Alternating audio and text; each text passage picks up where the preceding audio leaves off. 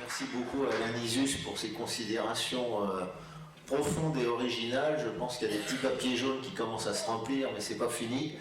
Ça ne fait que commencer, puisque maintenant vous allez entendre André Comte-Sponville, à qui je cède la parole.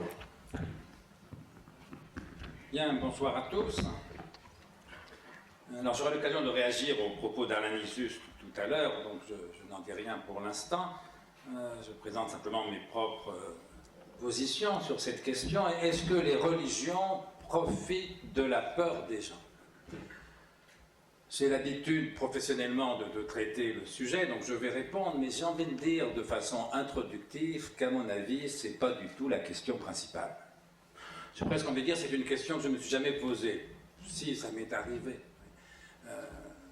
Mais au fond, quelle que soit la réponse qu'on apporte à cette question, qu'est-ce que ça change à l'essentiel, qui est en l'occurrence de savoir si Dieu existe ou pas? Là, il y a une question majeure, si vous voulez. Or, vous pouvez très bien penser que la religion profite de la peur des gens, mais ça ne nous dit pas du tout si Dieu existe ou non. Vous pouvez aussi bien penser que la religion ne profite pas de la peur des gens, et à nouveau, ça ne vous dit pas davantage si Dieu existe ou non. Bref, c'est une question, je dirais, à la limite de journaliste.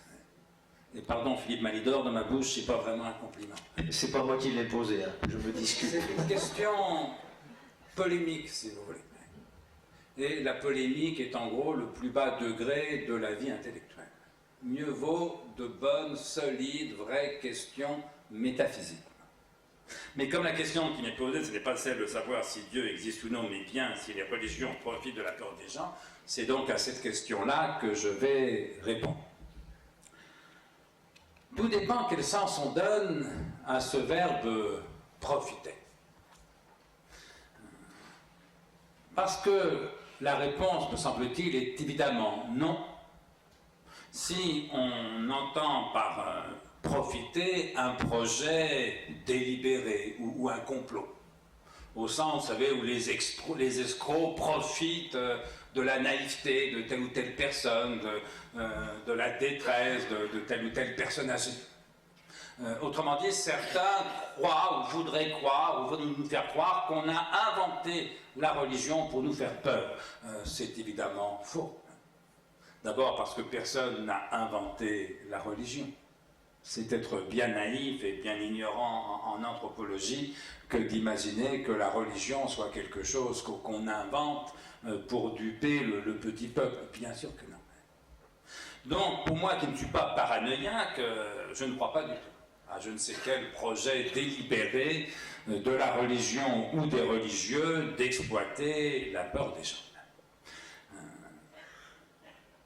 Si en revanche, on donne à profiter, non pas ce sens d'un complot, d'un projet délibéré, mais une dimension plutôt objective, au sens où les plantes profitent de l'eau et de la lumière. Ça ne veut pas dire que les plantes ont inventé le soleil, ça ne veut pas dire que les plantes ont inventé la pluie, mais ça veut dire que s'il n'y avait pas le soleil, s'il n'y avait pas la pluie, il n'y aurait pas de plantes, ou beaucoup moins, et pas les mêmes.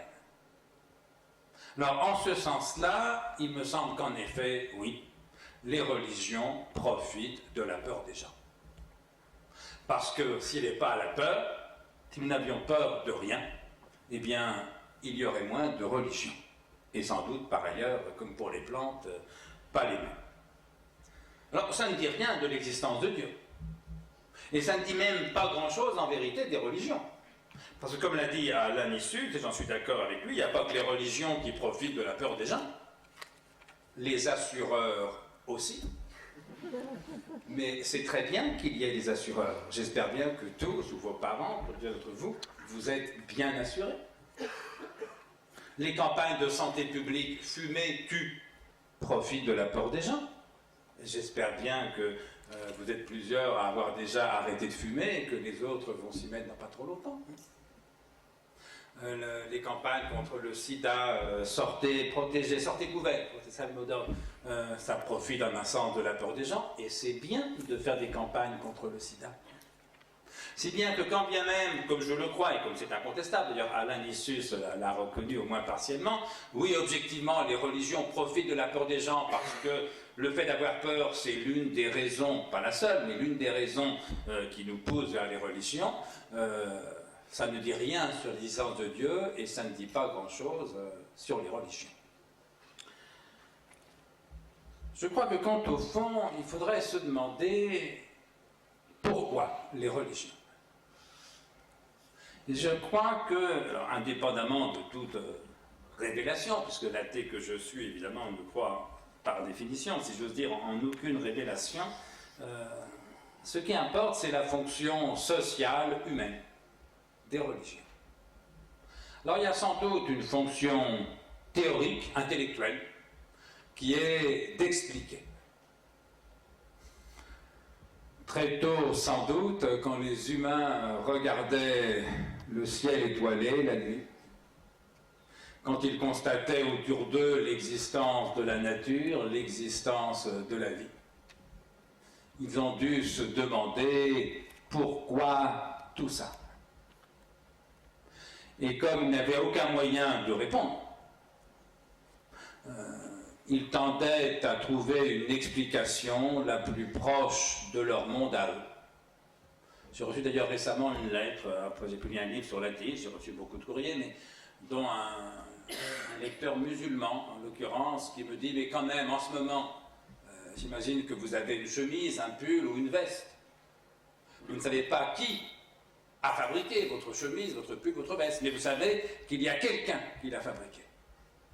Eh bien, pour le monde, c'est pareil. Vous ne savez pas qui l'a fabriqué, mais vous savez que quelqu'un l'a fabriqué. Ce quelqu'un, c'est ce qu'on appelle Dieu. » Bien sûr que non, bien sûr que non. Parce que c'est prendre modèle sur le modèle humain, c'est ce qu'on appelle l'élément de l'anthropomorphisme, que d'imaginer que tout ce qui existe a été fabriqué. C'est ce que j'appellerais volontiers l'anthropomorphisme de l'homo faber, l'homme qui fabrique. Puisque les hommes à la préhistoire étaient incapables d'expliquer l'existence de la nature, du ciel, des étoiles, des saisons, ils se disaient, puisque moi je fabrique une cabane, puisque je fabrique un outil, puisque je fabrique un vêtement de peau, il y a quelqu'un à fabriquer le monde comme moi j'ai fabriqué ma cabane. Ça explique, mais évidemment ça n'explique rien, ça explique simplement de façon mythologique, naïve, anthropomorphique. Ça, c'est ce que j'appelle la fonction théorique ou intellectuelle de la religion, expliquer pourquoi le monde, pourquoi l'homme, pourquoi la vie. Mais il y a aussi une ou plutôt plusieurs fonctions pratiques.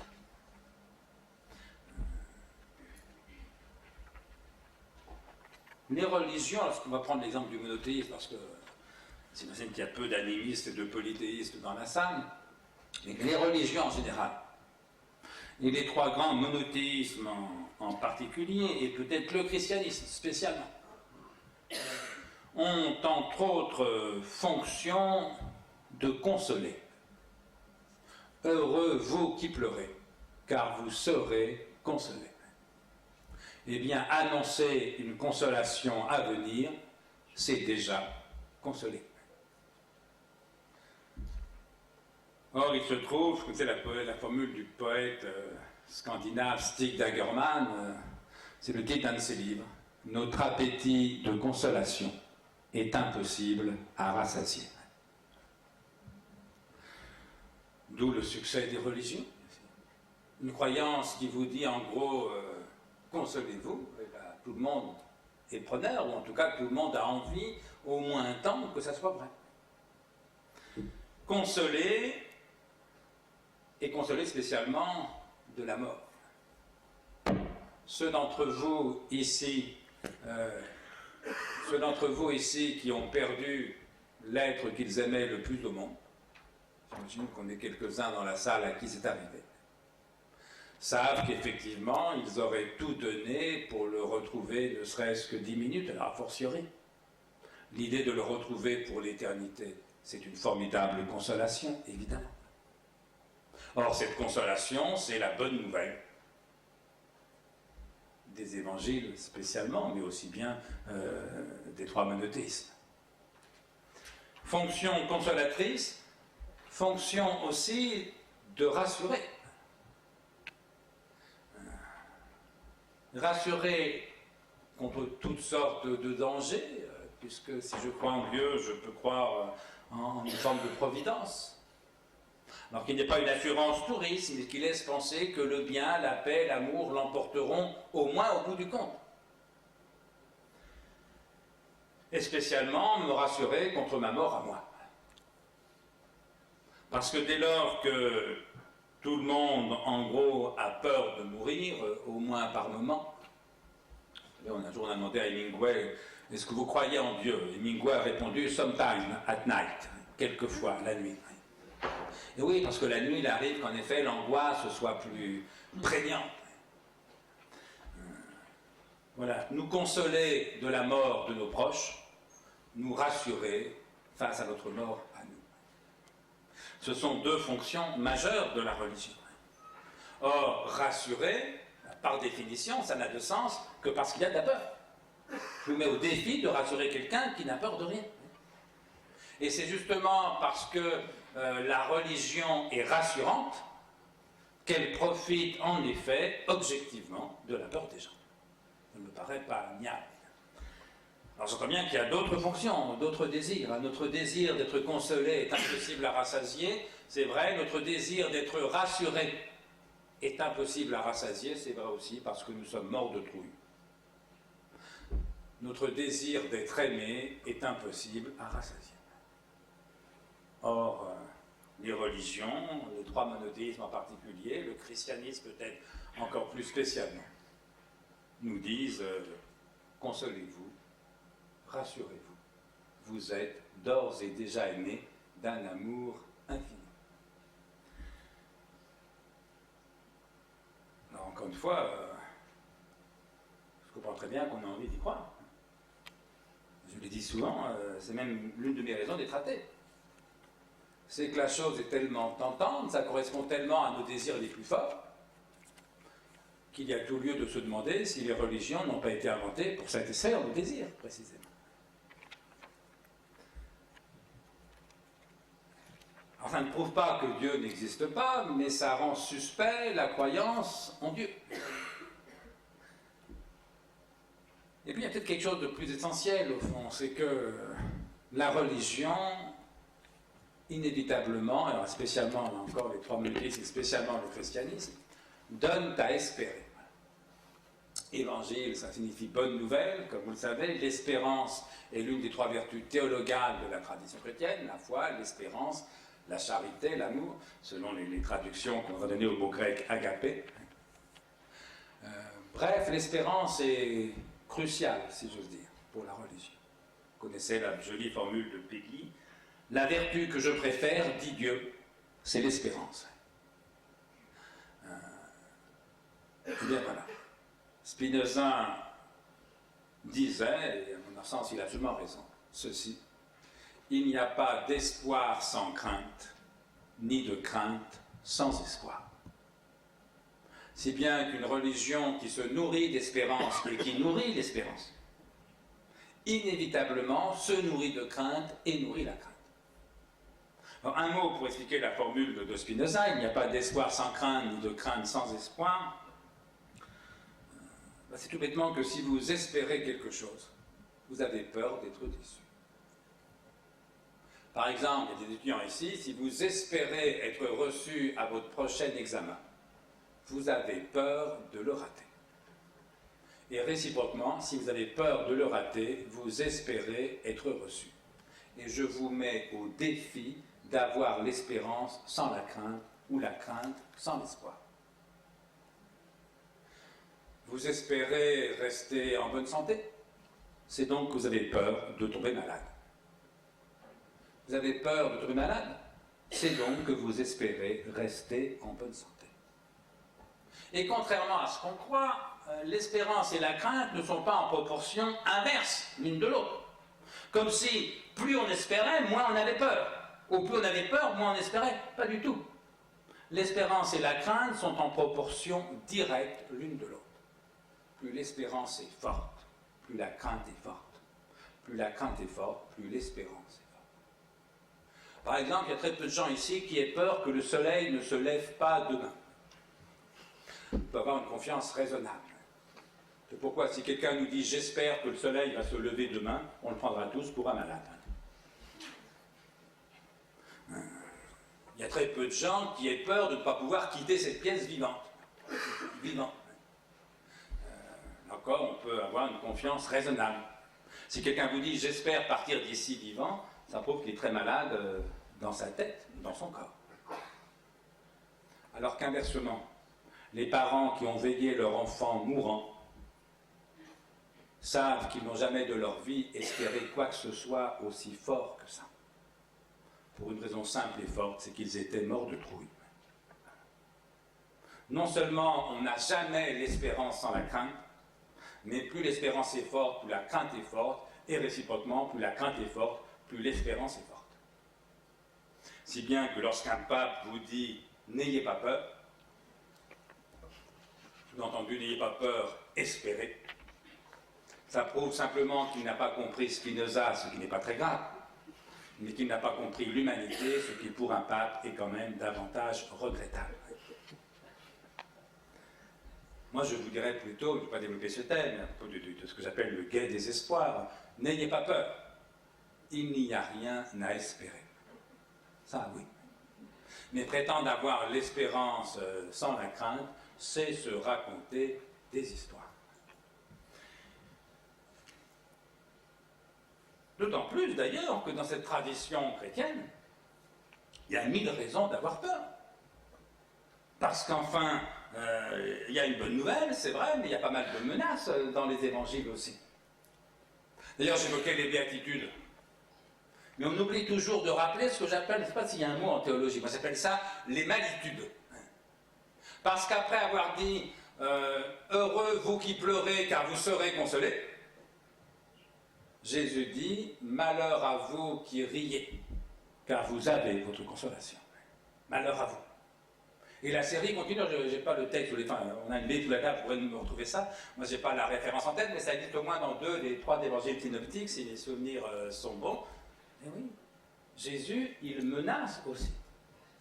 Il menace les scribes, les pharisiens. Malheur à vous, scribes et pharisiens. Malheur à vous qui riez, malheur à vous les riches, etc., etc. Il nous annonce que la porte est étroite, que les élus sont peu nombreux, et qu'il y aura pour les autres des pleurs et des grincements de dents. Autrement dit, la peur de l'enfer, que effectivement Jean Delumeau a beaucoup développé, ce n'est pas une invention des méchants théologiens du Moyen-Âge. Ça fait partie aussi de la tradition évangélique dans sa littéralité. Et on oublie ça. Et pour tout vous dire, moi j'ai relu pour une conférence les évangiles en entier il y a quelques semaines, et j'étais frappé par cette part d'ombre des évangiles. Alors je sais bien que les modernes ne croient plus à l'enfer. On garde le paradis, on supprime l'enfer, très bien, on n'arrête pas le progrès. Mais ça n'est pas écrit dans les évangiles. Et puis quand bien même vous ne croiriez pas à l'enfer, si vous espérez être sauvé, vous avez peur de ne pas l'être. Parce qu'il n'y a pas d'espoir sans crainte, ni de crainte sans espoir. La seule façon d'échapper à la peur serait d'être sûr d'être sauvé. J'ai connu quelques chrétiens assez confiants en eux-mêmes ou en Dieu pour considérer que leur paradis ne faisait pas problème. D'ailleurs, on ira tous au paradis, c'est connu là encore, on n'arrête pas le progrès. Je vais vous dire, de mon point de vue d'athée fidèle, être certain de son salut, c'est un péché. Et dès lors que vous n'êtes pas certain de votre salut, vous espérez être sauvé comme tous les croyants. Et donc, vous avez peur de ne pas l'être. Alors, qu'est-ce que ça nous dit sur Dieu? Rien. Sauf peut-être qu'il a toutes les figures, comme disait Freud, qui a raison sur ce point, d'un père transfiguré. Parce qu'au fond, un père, ça fait peur. Et c'est pour ça que Dieu est père plutôt que mère. Moi, je préférerais largement que la prière soit notre mère qui est aux cieux. Mais enfin bon, si 2000 ans et plus de tradition judéo-chrétienne, en tout cas 2000 ans de tradition chrétienne, ont décidé que Dieu était père, c'était aussi parce qu'il fait peur. Mais en même temps, ça protège, ça rassure, ça console. Le christianisme est peut-être la plus oedipienne de toutes les religions. Ça peut expliquer une part de son succès, puisque si Freud a raison, et sur ce point au moins je pense qu'il a raison, si le complexe d'Oedipe est l'une des structures fondamentales de tout appareil psychique, alors évidemment la religion la plus oedipienne doit avoir à bien des égards davantage de succès que les autres. Alors ça ne veut pas dire que Dieu n'existe pas, c'est encore une fois un autre débat, on pourra en reparler si vous le voulez, mais ça veut dire qu'en effet, les religions profitent objectivement de la peur, et que donc, moins on a peur, moins on a besoin de religion. D'ailleurs, vous savez que dans le royaume, de l'aveu même de saint Augustin, de saint Thomas, commentant le très bel hymne à la charité de saint Paul, il n'y aura plus la foi, il n'y aura plus l'espérance, il n'y aura plus que l'amour. Il n'y aura plus l'espérance, pourquoi? Mais parce qu'au paradis, par définition, il n'y a plus rien à espérer. Eh bien, parce qu'au paradis, il n'y a plus rien à espérer, au paradis, il n'y aura plus rien non plus à craindre. C'est peut-être à ça qu'on reconnaîtra qu'on est enfin au paradis. C'est qu'on cessera d'avoir peur. Mais de mon point de vue d'athée fidèle, je dirais simplement, le royaume, c'est ici et maintenant.